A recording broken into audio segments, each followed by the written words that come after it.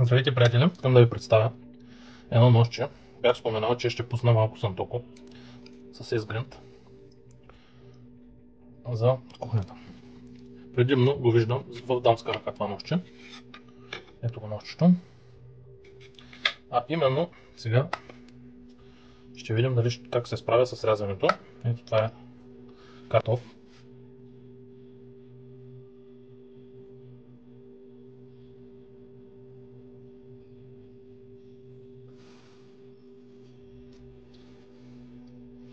Ето го, като за чипс. Да видим с морков как се справя. Моркова не е варен. Да си помислите нещо.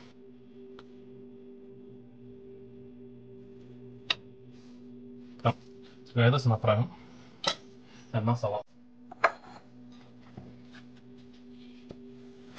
Да видим как се справя с краставицата, есгринда. Вече съм му показал работата. Краставицата стои идеално наредена и всички парчета са добре нарязани.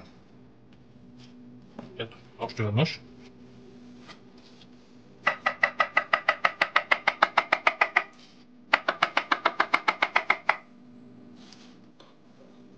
Смятам, че една домакиня би останала очарована, ако има умения, малко професионални умения.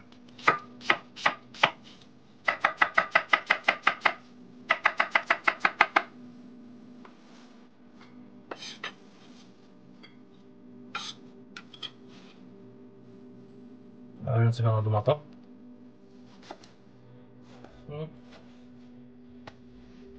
Бих казал повече от долу.